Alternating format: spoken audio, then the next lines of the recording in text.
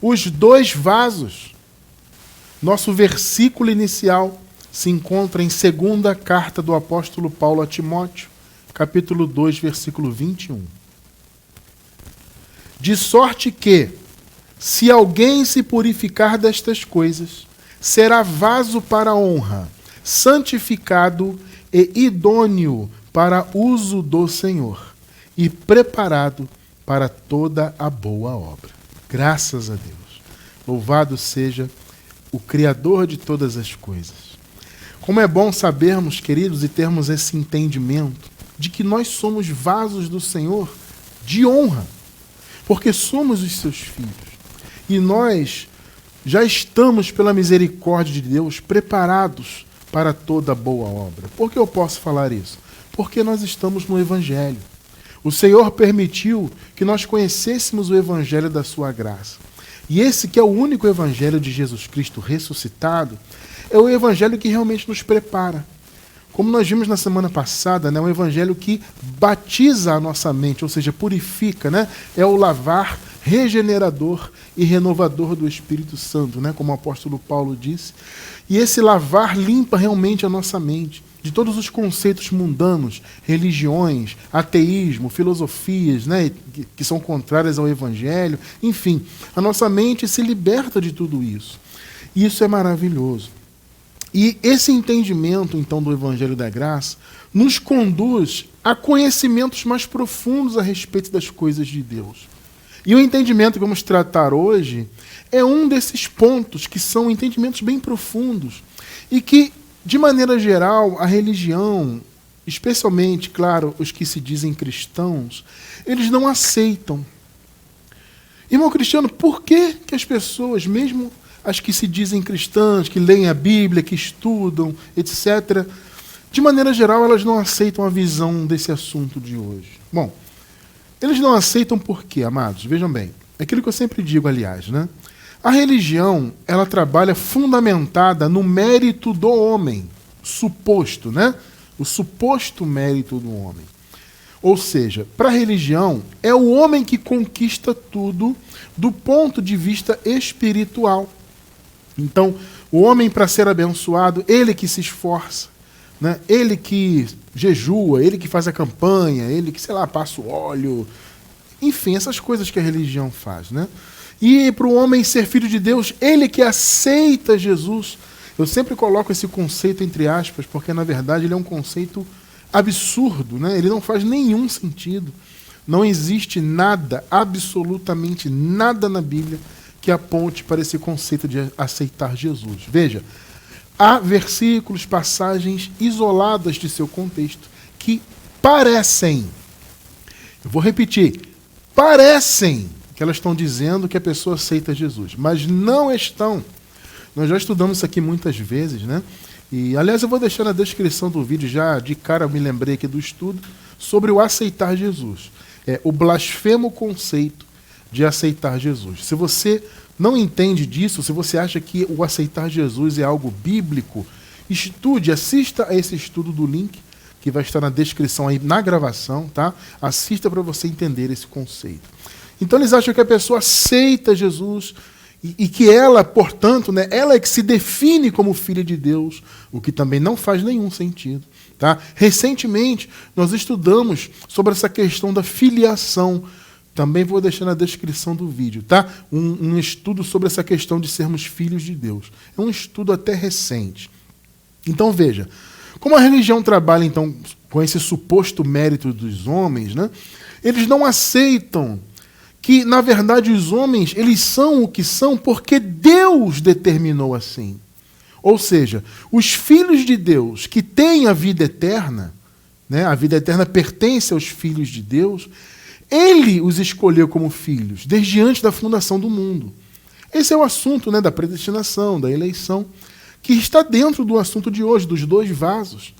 Veja, é Deus que define quem é o filho dele, ou quem deveria nascer como filho dele.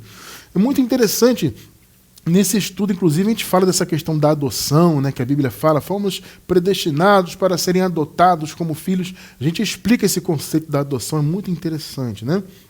Então, a gente entende pela revelação do verdadeiro evangelho, como eu falei no início, esse é um assunto profundo, é um alimento sólido, nem todos estão preparados, mas nós temos que falar, né, abençoados?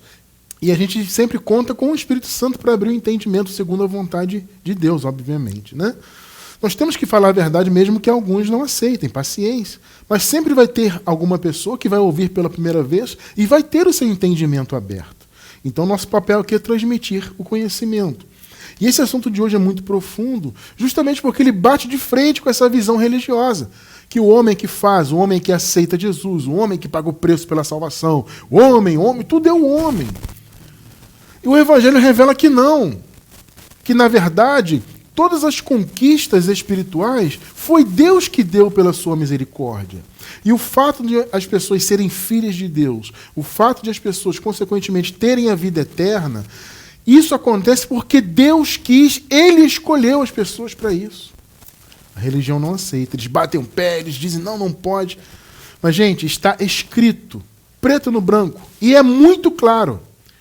Mas, irmão Cristiano, vamos lá, se está escrito, por que eles não aceitam? Porque, gente, é uma distorção da palavra. Há uma distorção em relação aos contextos. Porque o grande problema é esse. Por exemplo, naquela questão da fé, né? A palavra diz assim, que aqueles que creram em Deus receberam o poder de se tornarem filhos de Deus, né? Ou seja, aos que creem no seu nome, receberam o poder de se tornarem filhos.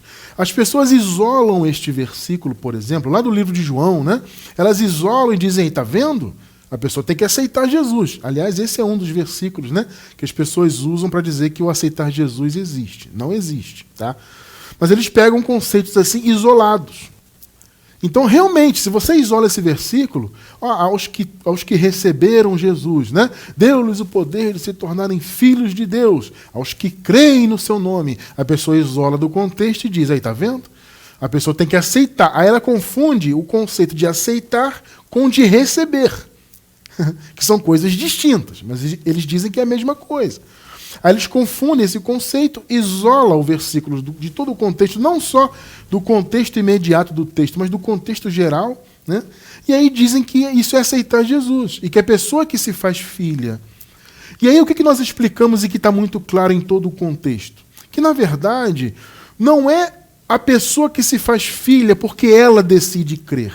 Não, é o contrário. Ela crê porque antes ela já era filha. Porque Deus já havia escolhido e predestinado para isso. Ou seja, a soberania é de Deus.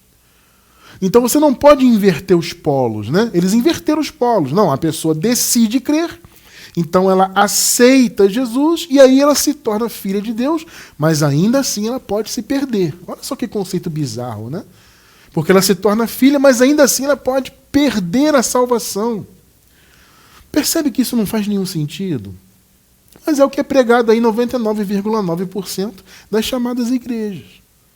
Então nós estamos aqui justamente para combater esse tipo de ideia, porque são ideias antibíblicas, são ideias anti-evangelho, são ideias contrárias à soberania de Deus. Então, eu vou repetir, não é a fé que você decidiu crer, né, que você decidiu ter, supostamente, que te levou a ser filho de Deus. Não, é o contrário. É o fato de você ser filho anteriormente, de antemão, é que te levou a crer. Nessa questão aqui dos vasos, por exemplo, nesse primeiro versículo, vamos reler.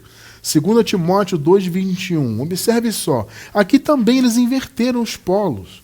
Olha só. De sorte que, se alguém se purificar destas coisas, mais adiante no estudo, a gente vai ver o contexto e nós vamos entender o que são estas coisas, tá? Eu não vou entrar nisso agora. Mais à frente a gente vai ver. De sorte que, se alguém se purificar destas coisas, será vaso para honra, santificado, idôneo para uso do Senhor e preparado, olha só, para toda boa obra. Aí eles inverteram os polos aqui também, porque eles dizem o seguinte, tá vendo, Cristiano França?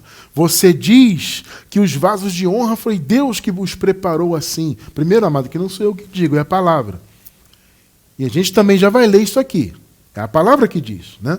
Mas eles dizem assim, Cristiano, você diz que o vaso de honra é Deus que faz ele ser de honra. Na verdade, aqui, ó, é a pessoa que se faz vaso de honra, porque ela é que se purifica. Mais uma vez, os polos foram invertidos. Por quê? Porque, veja bem, não é o ato da pessoa se purificar destas coisas, que a gente já vai ver, como eu disse, daqui a pouquinho. Não é o fato de a pessoa se purificar, que leva esta pessoa a ser vaso de honra. É o contrário. É o fato de ela ser vaso de honra é que a leva a se purificar destas coisas que estão no contexto. Percebe? Antes a pessoa é filha, antes a pessoa é vaso de honra, antes a pessoa é ovelha, antes a pessoa é boa semente. Então, tudo que vem em decorrência disso. Então, se eu tenho fé, é porque antes eu era filho. Sempre fui e nasci como filho. Você também, todos nós. Então, o fato de sermos filhos é que nos leva a ter fé. Percebe? O fato de sermos vasos de honra é que nos leva a essa condição de nos purificar das coisas ruins. Como eu disse, daqui a pouco vamos ver o contexto. Então, antes eu sou vaso de honra, e aí, consequentemente, eu me purifico. Você está entendendo? Então, nós somos vasos de honra e existem os de desonra. E isso, amado, é uma determinação de Deus. Veja, nós não podemos ficar discutindo com Deus, não podemos ficar inventando doutrina, como o sistema religioso inventa. Olha, abençoados, vou falar da minha experiência, tá? Claro que com 15 anos eu não conhecia nada sobre o Evangelho da Graça, então eu pregava o que eu sabia naquela época ali. Né? E eu dava lições ali, muito novinho, dava lições na escola dominical dos adolescentes na época. Eu era uma pessoa muito estudiosa nessa área, mas obviamente eu não tinha ainda na época a revelação da graça. Tá? Então, eu pregava ali a palavra naquilo que eu sabia, e, amado, eu não tinha noção dessa questão, né, dos vasos, de predestinação, etc. Por quê? Porque eles não falavam disso. Eu pregava, eu ensinava, e o que eu sabia, né, o que eu ouvia ali. Por exemplo, as escolas bíblicas dominicais, na época da Igreja Batista, elas tinham como base revistinhas que vinham lá como é que é o nome? Da convenção, né? Então, a convenção local das igrejas batistas preparava aquelas revistas e vendiam os lotes de revistas para todas as igrejas ligadas àquela convenção. E nós dávamos as lições, então, fundamentadas naquelas revistinhas.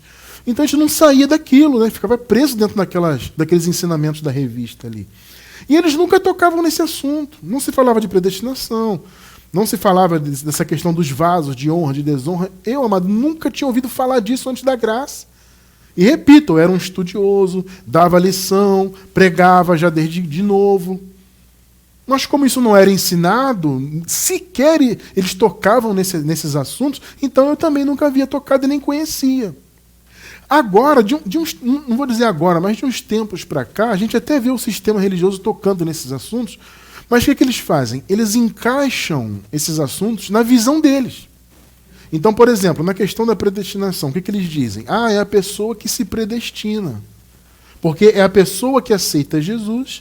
Aí, o que Jesus fez? Ele predestinou a coletividade. Olha só como eles são astutos, né? Para eles não abrirem mão da visão deles, eles adaptam. O Senhor, ele predestinou a coletividade. Ele não predestinou as pessoas.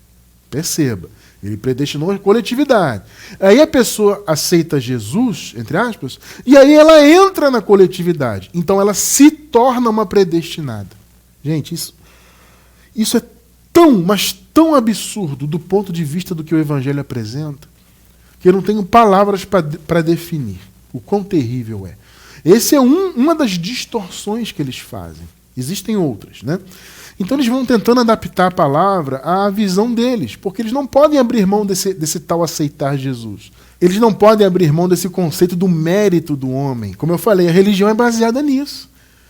Entende? As pessoas ficam presas nas 4 paredes denominacionais, desse sistema religioso todo que tem aí no mundo.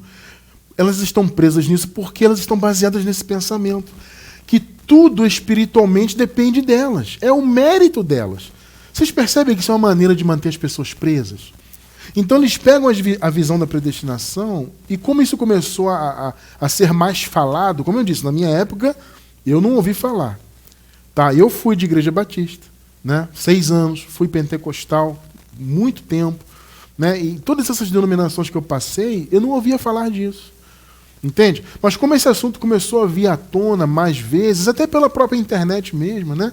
A internet ela acabou dando mais voz né, assuntos como esse, que eram mais restritos, esses assuntos começaram a ganhar mais voz, começaram a aparecer mais, então eles foram obrigados a tratar do assunto. Então o assunto eleição, predestinação, começou a entrar no meio daqueles que não falavam disso. Eles foram obrigados a começar a falar disso. Só que falar, como eu falei, dentro do conceito deles. O Senhor predestinou a coletividade. Aí o cara vai aceita Jesus, ele se torna um predestinado. Gente, isso não faz nenhum sentido. A eleição, a predestinação, o fato de uma pessoa ser um vaso de honra ou não, isso está no total e absoluto controle de Deus. Tá? Então, meus amados, vejam bem, nós vemos aqui o Paulo falando, se você se purificar destas coisas, será vaso para honra. Por quê? Porque a tendência dos vasos de honra é justamente isso. Se purificarem do que não presta, do que é negativo. Observe o seguinte, o que o apóstolo Paulo falou? Que o Senhor, lá em Efésios, no capítulo 2, né? Paulo disse assim, pela graça sois salvos por meio da fé, isso não vem de vós, dom de Deus, não vem das obras para que ninguém se glorie. Aí ele segue o raciocínio e diz assim, porque nós fomos criados em Cristo Jesus para as boas obras. O que Paulo quis dizer com isso? Que os filhos de Deus, os que têm a vida eterna, que são vasos de honra, que são a boa semente, a tendência, a raiz dessas pessoas, né, o âmago delas é fazer o bem. É o chamado que elas têm, que todos nós temos, que somos filhos de Deus. Então, consequentemente, o vaso de honra vai se purificar. E aí ele vai se tornar idôneo. Porque é a tendência de todo vaso de honra. É a tendência da boa semente. Eventualmente, a boa semente pode fazer uma obra má? Eu já expliquei isso. Sim, o apóstolo Paulo explica isso no capítulo 7 da carta aos Romanos. Tá? Ele explica essa questão das obras. Então, o apóstolo Paulo, ele fala o seguinte, olha, eu quero fazer o bem, mas o mal está comigo. Por que ele fala eu quero fazer o bem? Porque esta, mais uma vez eu vou dizer, é a tendência do vaso de honra. Esta é a tendência do filho da salvação, daquele que tem a vida eterna. É a consequência de quem nós somos. O nosso desejo é fazer o bem. O mal é o quê, no contexto que Paulo fala? O mal é a natureza humana, é a carne, é o pó. Entende? Então, em função desse pó que nós carregamos, que um dia vai voltar para o pó, é que há essa tendência de eventualmente fazermos obras más.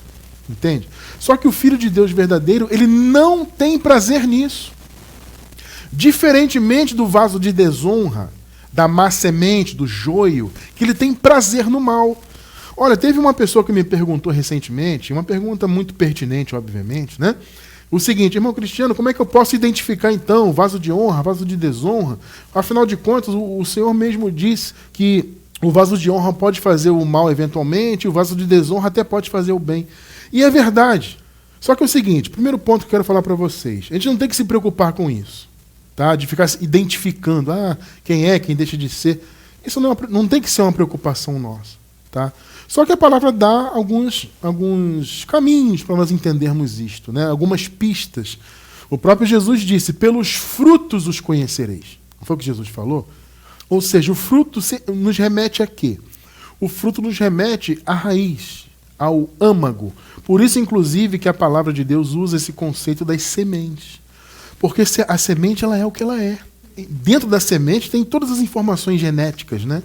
Tudo que a semente está lá dentro dela. E ela é o que ela é. Se ela é boa, ela é uma semente boa. Se ela é má, ela é uma semente má. Vocês estão percebendo? É uma questão de raiz, de âmago, né? Só que nós, filhos de Deus, temos, obviamente, o aspecto espiritual, porque somos espirituais, somos celestiais. Vamos ler isso aqui daqui a pouco. Mas nós também carregamos a imagem do que é material. Temos ainda o resquício de Adão conosco. E aí entra aquilo que Paulo falou. Eu quero fazer o bem, mas o mal está comigo. O Paulo fala, eu não aprovo o mal. O Paulo deixa isso muito claro. Então veja, um filho de Deus que tem a vida eterna, que é filho do Senhor, que é vaso de honra, eventualmente ele pode fazer o mal? Sim. Se ele fizer, ele vai colher as consequências dele, etc. Vai ser corrigido pelo Senhor, aquela coisa, todo aquele processo que a gente já estudou muitas vezes aqui, né? Só que ele é filho do Senhor e ele não vai aprovar aquilo. Ele praticou aquele mal, mas ele mesmo não aprova. Ele não quer, não tem prazer. Já o filho da perdição, ele é levado ao mal.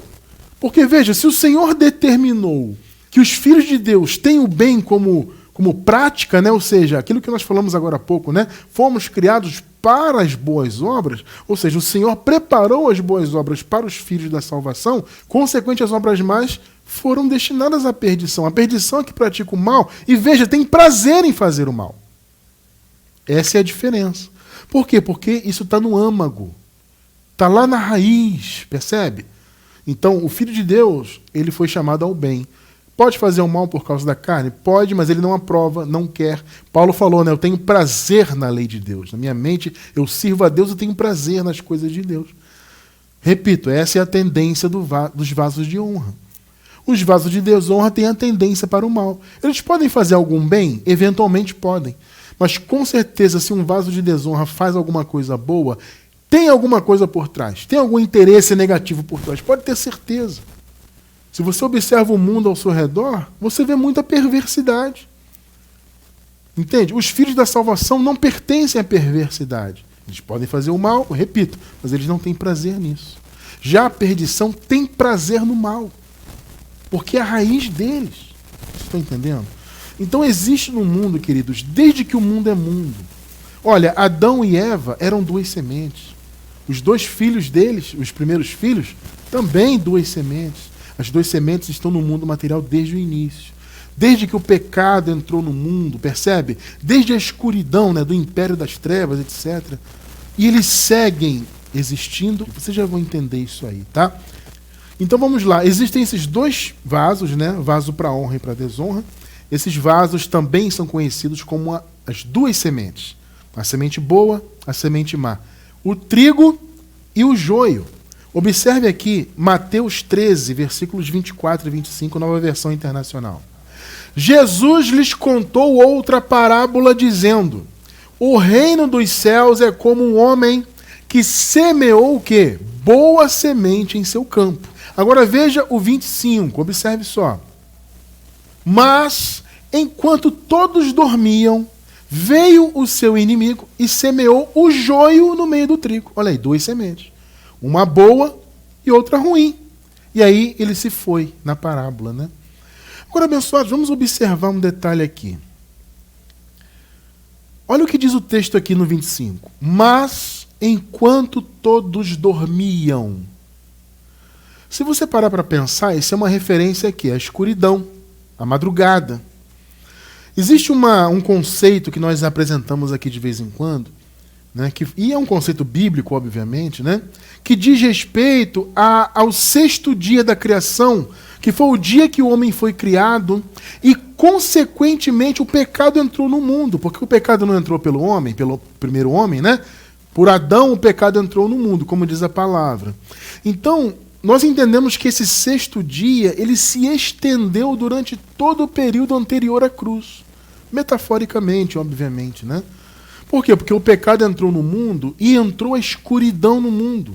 A ausência de Deus. Por quê? Porque o pecado divorciou a criação do seu Criador. Então houve um distanciamento de Deus em relação à sua criação, inclusive criação que Deus amou, né? A palavra diz que Deus olhou a criação e disse, e viu que Deus que era bom, né? Ou seja, ele criou e sentiu prazer na sua criação. Mas o pecado fez o quê? Separou Deus da sua criação. Então entrou um período de escuridão. E esse período do pecado, ele reinou até a cruz, porque foi na cruz que Jesus aniquilou o pecado. Então, esse sexto dia da criação foi todo esse período, desde que o pecado entrou no mundo até ele ser aniquilado no Calvário. Esse foi o sexto dia, coloco entre aspas, né? Sexto dia da criação, o dia da escuridão, o que Paulo chama de império das trevas, né? Então veja, durante o império das trevas, olha o que Jesus falou, durante o período em que todos dormiam, ou seja, uma referência à escuridão, veio o seu inimigo e semeou o joio. O que é o inimigo de Deus? Gente, vamos raciocinar. Cristiano França, quem é o inimigo de Deus aí? Vamos raciocinar um pouquinho. O que Paulo falou a respeito do inimigo de Deus? Paulo falou o seguinte: as inclinações para a carne são inimizades contra Deus. Pegou? A inclinação para a carne é inimizade contra Deus. O que o apóstolo Paulo disse também? A carne luta contra o espírito, e o espírito contra a carne, e ambos se opõem, né? E estes se opõem um ao outro. Não é o que Paulo falou? Está percebendo? A natureza humana é inimiga de Deus. É o mal, né? Quando Paulo falou, quero fazer o bem, mas o mal está comigo. É uma referência à carne. Deus criou todas as coisas, tá? Mas a partir do velho homem Adão, é que a má semente foi plantada. Então veja, o inimigo aqui é a natureza humana. Entende? Por quê? Porque o joio, o vaso de desonra, ele tem apenas a natureza humana. Aquilo que nós já explicamos, né? A má semente, o vaso de desonra, aquele que pertence à perdição, ele não tem espírito. Já explicamos isso aqui muitas vezes, tá, gente? Muitas vezes. Eu não vou entrar muito nisso hoje. Há outros estudos que nós explicamos isso aí. Futuramente, obviamente, a gente volta a falar desse ponto, tá? Mas eles não têm por quê? Porque o espírito, ele é um elemento divino. Então, só quem é celestial, só quem é filho de Deus, escolhido como filho desde antes da fundação do mundo, é que possui o elemento divino.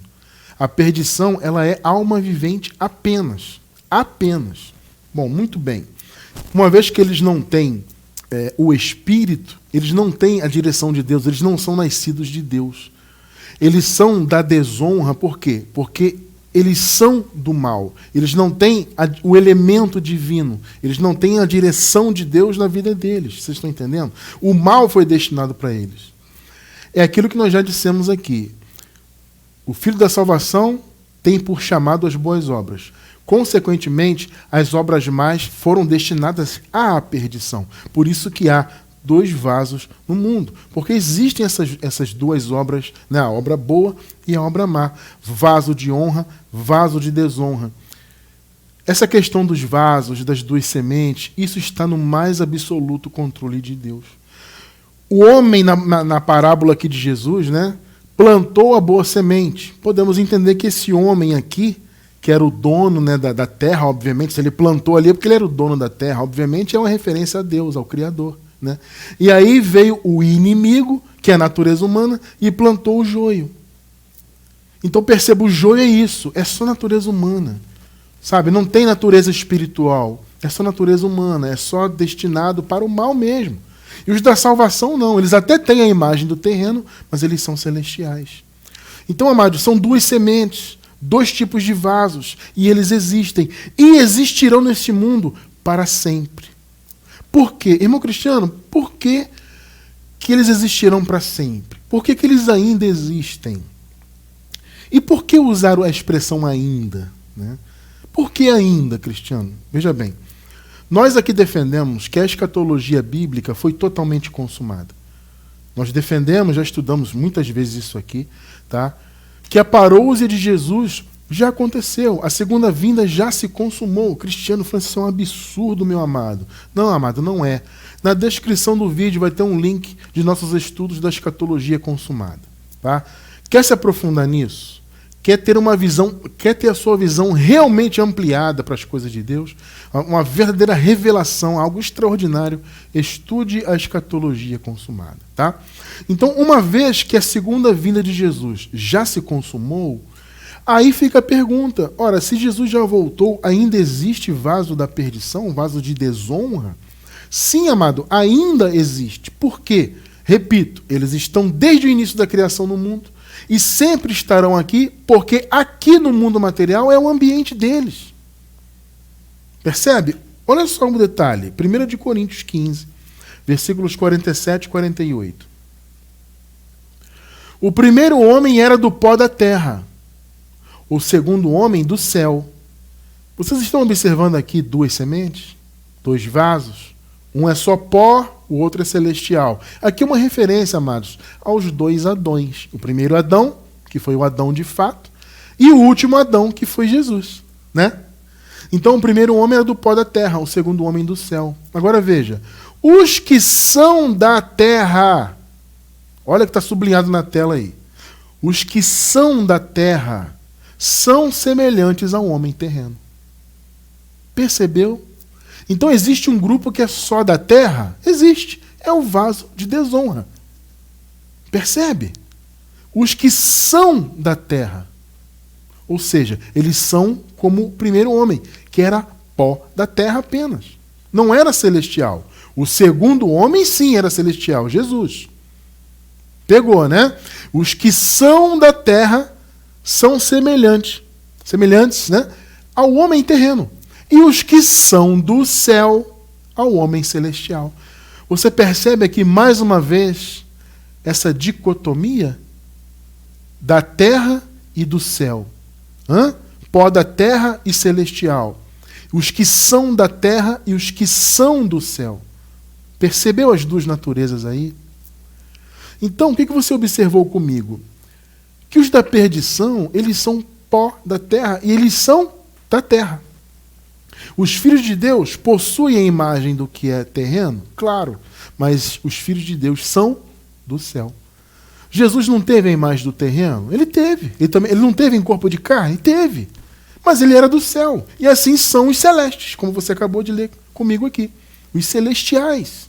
Nós, vasos de honra, somos celestiais. Está entendendo? Agora, observe.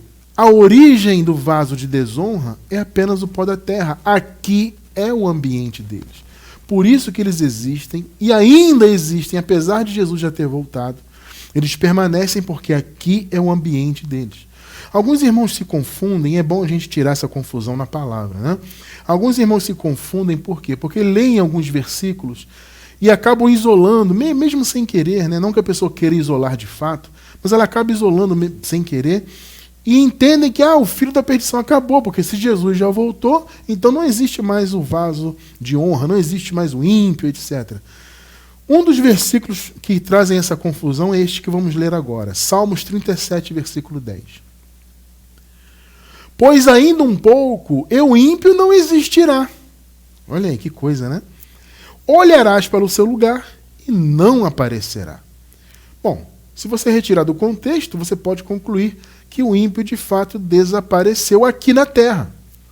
Ainda que aqui na terra seja o ambiente deles, aqui é o habitat natural deles, vamos dizer assim, entre aspas, né?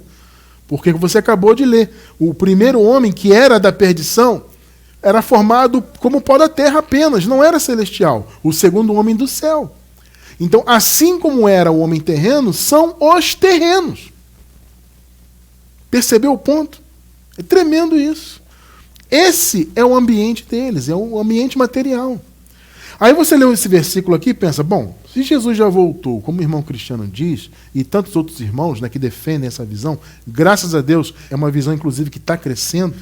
Se Jesus já voltou, então o ímpio acabou. Não, amado, veja, o ímpio não acabou aqui na terra. Repito, aqui é o ambiente deles, eles são da terra.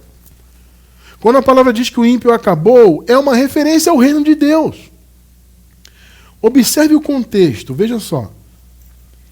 Nós lemos o 37:10, vamos ler o 9 e o 11. É um versículo anterior e o posterior ao 10. Vamos ler. Porque os malfeitores serão desarraigados, mas aqueles que esperam no Senhor herdarão a terra. Agora o 11.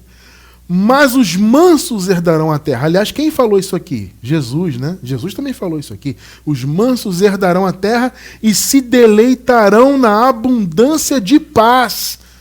Amados, pensem bem. Existe abundância de paz no mundo material?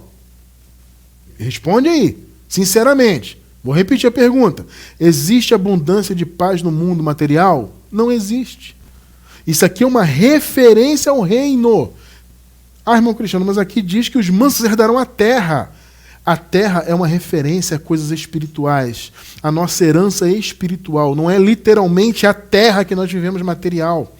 Você quer entender esse ponto? Irmão Cristiano, eu quero entender essa questão. Eu vou recomendar para vocês mais um estudo. Onde viveremos a eternidade? Esse estudo é maravilhoso. E explica justamente esse conceito aqui de herdar a terra. Veja, amado, a nossa herança não é nesse mundo. O que Jesus falou? O meu reino não é deste mundo. Lembra-se disso? Coloca isso na tua mente. Vou repetir. Jesus disse, o meu reino não é deste mundo. A nossa herança, logo, não é deste mundo material. A terra que nós já herdamos é o paraíso. Já herdamos, já é nosso.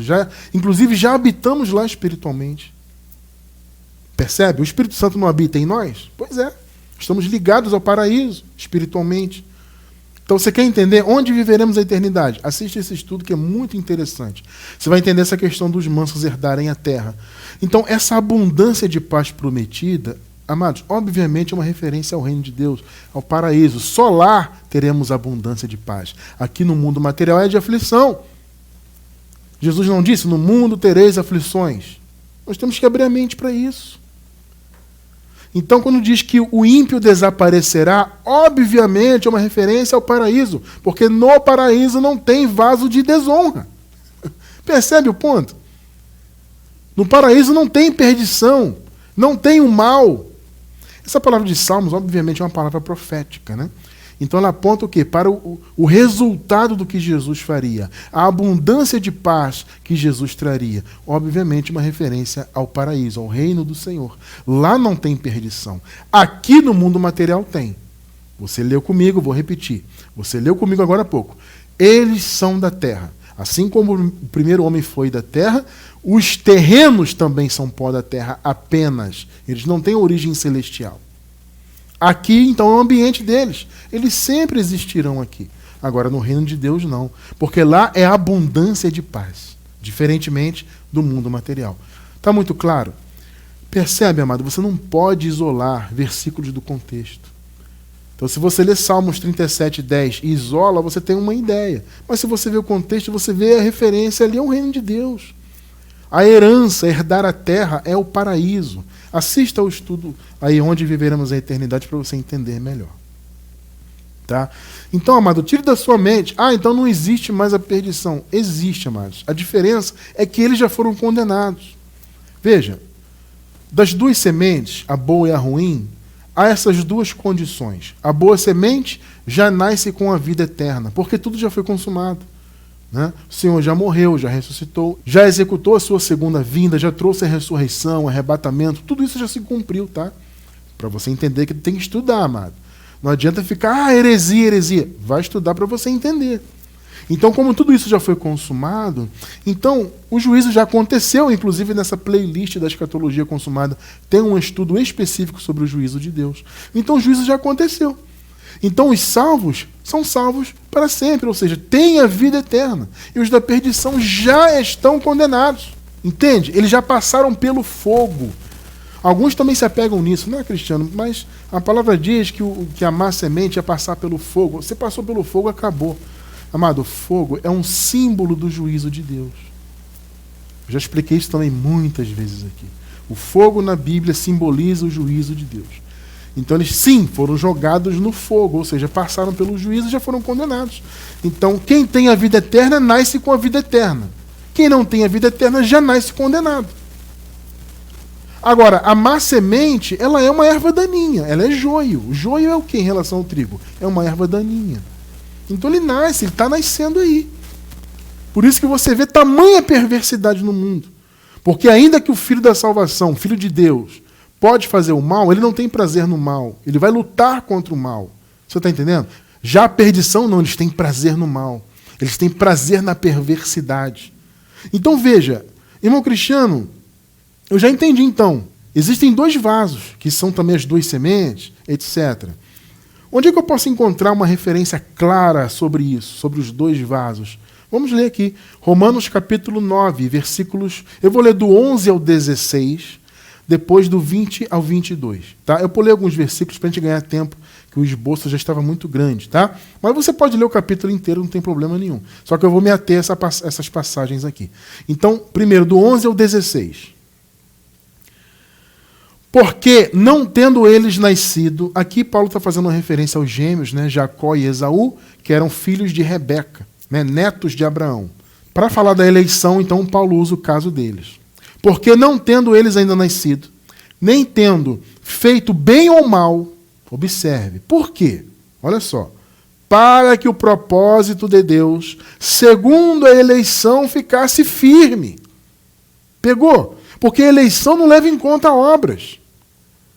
Entende? As pessoas dizem o seguinte, não, a eleição é o seguinte, é que Deus sabia quem ia aceitar Jesus, Deus sabia quem ia fazer boas obras. Não, amado. Deus não leva em conta, não levou em conta, né, para eleger a questão de obras.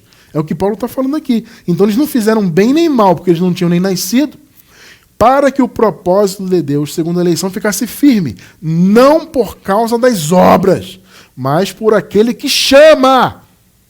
Está percebendo que essa questão da eleição está totalmente no controle de Deus? Vamos continuar, 12 e 13. Foi-lhe dito a ela, a Rebeca, né? O maior servirá ao menor. Deus determinou isso. Como está escrito, olha só, amei a Jacó e odiei Esaú. Meus amados, eu quero aproveitar e abrir um parêntese e falar para vocês o seguinte. Vocês estão vendo como a eleição é algo absolutamente individual? Como eu falei no início, o sistema religioso quer encaixar na visão deles. O Senhor predestinou a coletividade. Isso não existe. A eleição e a predestinação foi algo tão individual que Paulo dá um exemplo de gêmeos. Gente, gêmeos. Que nasceram do mesmo ventre, no mesmo dia. Você está entendendo? E Paulo falou, mas Cristiano, como é que ele fala o maior servirá ao menor? Gente, porque os gêmeos, geralmente um nasce primeiro que o outro, né? Ainda que nasçam no mesmo momento, no mesmo dia, um nasce primeiro e o outro vem depois. Só que Deus determinou que o maior ia servir ao menor. Interessante isso, né? Porque deveria ser o contrário, né? Porque o maior, o mais velho, o que nascesse primeiro, ele deveria ser servido pelo menor. Só que Deus inverteu. Então Paulo está usando isso como um argumento para a eleição. Deus que determinou. Por quê? Porque ele amou Jacó e odiou Esaú, ponto. Deus é Deus. 14 e 15. Que diremos, pois? Que há injustiça da parte de Deus? Olha aí, ó. A religião não vive dizendo, esse negócio de predestinação que o Cristiano França prega, isso aí é injustiça. Olha o que a Bíblia está perguntando. Que diremos, pois? O fato de Deus amar Jacó e odiar Esaú, isso foi injustiça? De maneira nenhuma. Bom, não sou eu que estou dizendo, né? Cristiano, você que está dizendo que não tem injustiça. Não, eu não estou dizendo nada, eu estou lendo. Está claro, né? Porque diz a Moisés, terei misericórdia de quem me aprouver ter misericórdia. É Deus falando. E terei compaixão de quem me aprouver ter compaixão. Gente, vamos lá. O que isso nos mostra? Que tudo isto está no mais absoluto controle de Deus. Não existe isso de um homem aceitar Jesus e se tornar filho de Deus, porque ele, homem, quis. Isso não existe. Não existe isso de, predestinou a coletividade, a pessoa aceita Jesus e ela se torna uma predestinada. Isso não existe. Tudo está no controle de Deus, porque Deus é soberano. Terei misericórdia de quem eu quiser. Ponto final. Meu amado. 16. Assim, pois, isto o quê, Cristiano? Ora, o contexto está falando da eleição. Então, isto é a eleição. Assim, pois, a eleição não depende do que quer. Responda-me, amados, onde está o livre-arbítrio nesse texto? Pelo amor de Deus. Onde está o livre-arbítrio que o pessoal prega aí? O homem tem livre-arbítrio para escolher ser filho de Deus. O homem tem livre-arbítrio para escolher ser um salvo. Bom, eu não encontro isso na Bíblia em lugar nenhum, né? Assim, pois, isto, ou seja, a eleição, a soberania de Deus, né, não depende do que quer. Bom, está claro, né? Nem do que corre, mas de Deus que se compadece. Agora vamos para o 20, até o 22. Mas quem és tu, homem, para discutires com Deus? Porventura a coisa formada dirá ao que a formou, por que me fizeste assim? Gente, olha o argumento que Paulo está falando aqui. O que Paulo está dizendo? Gente, um vaso não pode reclamar de como ele foi feito. Você que é um oleiro, né? O oleiro é quem faz vasos, né? Então você pega o barro, monta o vaso, você faz um vaso quadrado. Aí o outro você faz redondo. E aí? O quadrado vai reclamar? Você fez ele redondo e eu sou quadrado por quê? Isso não existe. Percebe? É soberania de Deus. Está percebendo o ponto, né? Então quem és tu, homem, para discutires com Deus? Mas o sistema vive discutindo. Eu não aceito predestinação. Não aceito que Deus elegeu. Não aceito que Deus fez o vaso de honra. Tá bom. Porventura a coisa formada dirá o que a formou: por que me fizeste assim? 21. Ou não tem o oleiro poder sobre o barro, para da mesma massa fazer um vaso para honra e outro para desonra? Os dois vasos aí, ó. O joio e o trigo. Percebe? Árvore boa, árvore má. Os terrenos e os celestiais. Pegou, né? 22. E que direi se Deus, querendo mostrar sua ira e dar a conhecer o seu poder, suportou com muita paciência os vasos da ira, preparados para a perdição? Bom, amados, está muito claro aí na palavra. Os dois vasos, eles existem. Aqui na terra, no mundo material, é o local do vaso de desonra. Nós que somos de honra é que estamos aqui de passagem. Aqui é o ambiente deles, porque eles são da terra. Você leu comigo. Nós somos celestiais, estamos aqui de passagem. Estamos vivendo um momento de vida material, mas seguiremos a nossa vida eterna no paraíso. É o nosso chamado. Percebe? Vamos ver aqui agora, nessa passagem que vamos ler agora, algumas características da boa semente, dos vasos de honra, que são os eleitos. Eleitos. Cristiano, o que é ser eleito? Eleito é escolhido. Né? Quando você vota em alguém e você elege, você escolheu aquela pessoa para te representar. Eleição é isso, né? É ser escolhido. Colossenses 3, 12 e 13. Revesti-vos, pois, como eleitos de Deus. Olha o que Paulo está falando. Vocês são eleitos. Então vocês têm estas características. Revistam-se dessas características. Santos e amados. De coração compassivo. De benignidade. Por quê? Porque os eleitos, os vasos de honra, foram criados para as boas obras. Lembra-se de Efésios 2:10. Então os eleitos têm essas características. Santos e amados de Deus, né? Porque Deus ama os seus eleitos. De coração compassivo, de benignidade, humildade, mansidão, longanimidade. Olha só as características dos vasos de honra. 13. Suportando-vos e perdoando-vos uns aos outros. Se alguém tiver queixa contra outro, assim como o Senhor vos perdoou, assim fazei vós também. Que coisa linda, né? Porque o eleito é isso. Ele é vaso de honra. Percebe? Ele é escolhido de Deus, ele tem a direção do Espírito, ele tem o Espírito Santo. Ele foi criado para as boas obras. Por isso que Paulo fala, vocês são eleitos, então esse é o chamado de vocês. Essas são as obras que vocês têm que viver. E esses eleitos, irmão Cristiano, foram escolhidos quando? Já que houve a escolha, uma eleição, né, de quem seria vaso de honra e de desonra, assim como Deus amou Jacó e odiou Esaú. E aí? Quando foi essa eleição? O apóstolo Paulo nos revela em Efésios, capítulo 1, versículos 4 e 5. Nova versão internacional. Porque Deus nos escolheu, olha aí, nos elegeu, foi a escolha, né? Nele, antes da criação do mundo. Aí está a resposta. Então a eleição foi feita antes que o mundo fosse criado. Porque Deus nos escolheu nele antes da criação do mundo, para sermos santos e irrepreensíveis em sua presença. 5. E em amor, então, né? Em amor nos predestinou, porque a predestinação é uma consequência da eleição. Ele elegeu e deu um predestino a esses que foram eleitos. Em amor nos predestinou para sermos adotados como filhos. Como eu falei, nesse estudo que está na descrição do vídeo na gravação, sobre a filiação, nós explicamos essa questão da adoção, tá? Em amor nos predestinou para sermos adotados como filhos por meio de Jesus Cristo, conforme o bom propósito da escolha humana. É isso que está escrito aí? Conforme o bom propósito do livre-arbítrio do homem. Não, conforme o bom propósito da sua vontade, ou seja, a vontade de Deus. Então o que nós podemos perceber aqui? Que a eleição, gente, tudo isso que nós lemos até agora, não deixa claro que a eleição e a consequente predestinação foi algo realizado totalmente, 100% por Deus e que pertence totalmente à soberania dele? Isto não depende de quem quer, mas de Deus. Amei Jacó e odiei Esaú. Eu tenho misericórdia de quem eu quiser ter misericórdia. Gente, é Deus, gente. A religião pula, não aceito, porque isso, sabe, é injustiça, porque Deus ele não faria algo assim. Gente, Deus faz o que ele quer. Quem és tu, homem, para discutires com Deus?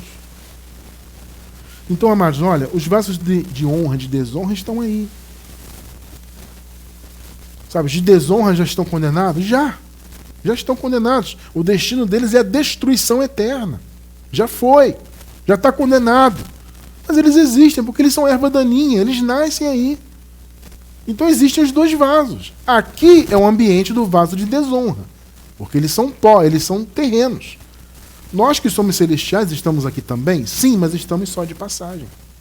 Então, abençoados, para encerrar, vamos ver aqui algumas características, mais algumas, né, dos vasos de honra. E vamos ver aquele contexto do versículo inicial, né, quando a palavra diz, aqueles que se purificarem destas coisas, né?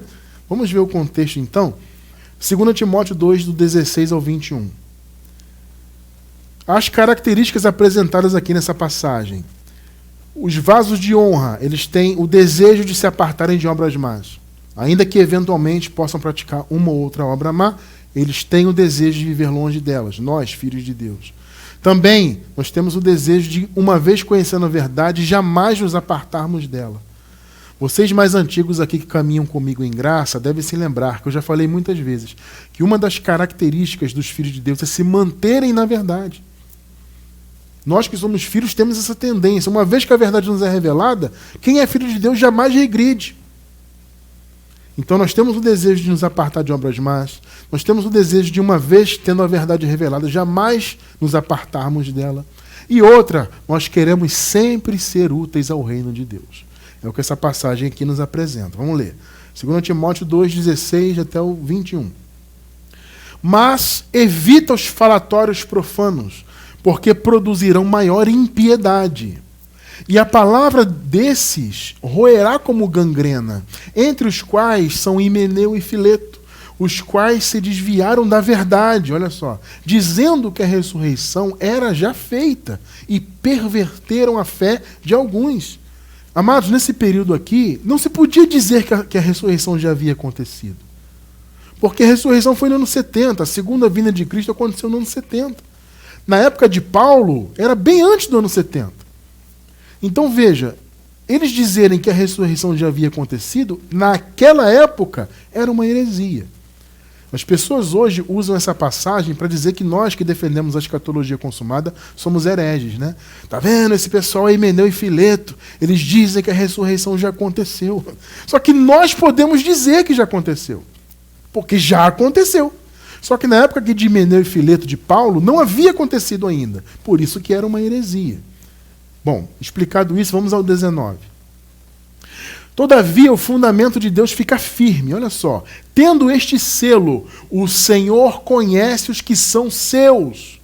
Gente, o que Paulo falou aos Romanos?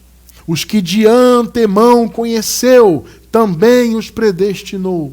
Capítulo 8 de Romanos. Ou seja, o Senhor conhece os que são seus desde antes da fundação do mundo. O Senhor conhece os que são seus. E qualquer que profere o nome de Cristo, olha, aparte-se da iniquidade. Por quê? Porque é um chamado do vaso de honra. O vaso de honra foi chamado para as boas obras. Percebe? 20. Ora, numa grande casa não somente há vasos de ouro e de prata, mas também de pau e de barro, uns para a honra, outros, porém, para a desonra. 21. De sorte que, se alguém se purificar destas coisas, será vaso para honra. É o que nós falamos no início.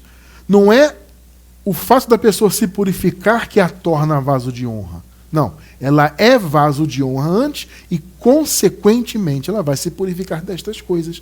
O que são estas coisas? Ora, doutrinas erradas, né, como aqui Himeneu e Fileto pregavam, obras más, iniquidade. É isso. Então, de sorte que, se alguém se purificar destas coisas, nós já vimos no contexto que são, será vaso para honra. Por quê? Porque já é de antemão vaso de honra, então será usado por Deus. Entende? Santificado e idôneo para o uso do Senhor. E preparado para quê? Para toda a boa obra. Pegou? Porque é o chamado do vaso de honra. Fomos criados para as boas obras. Então veja, amados, não são as boas obras que nos tornam filhos de Deus. Não são as boas obras que nos tornam vaso de honra. É o contrário. Nós somos filhos de Deus, consequentemente temos um chamado às boas obras. Nós somos vasos de honra, consequentemente vamos nos purificar das doutrinas erradas, vamos nos purificar da iniquidade para sermos usados pelo Senhor. Perceberam? Tudo isto está no mais absoluto controle de Deus. Entende? Ele fez vasos para honra e vasos para desonra. Ponto. Não vamos discutir com Deus. Isso está no controle dele. Tá? Nós somos de honra, já temos a vida eterna. Os perversos são da desonra, já estão condenados à destruição eterna. Ponto. Vamos encerrar então com essa passagem maravilhosa. Romanos 9, 23 e 24. Para que também desse a conhecer as riquezas da sua glória nos vasos de misericórdia. Ó, que maravilha! Nós somos vasos de misericórdia e as riquezas da glória de Deus são percebidas em nossas vidas. Que para a glória, ó, já dantes preparou. Está vendo, amados? Tudo foi preparado por Deus. Deus não improvisou, percebe? Não tem improviso. De antemão ele conheceu, os que dantes conheceu também os predestinou. Então ele criou os seus filhos para serem vasos de honra, para a sua glória, para as riquezas da sua glória serem conhecidas. Percebe? Tremendo, né? 24. Vasos de misericórdia, os quais somos nós.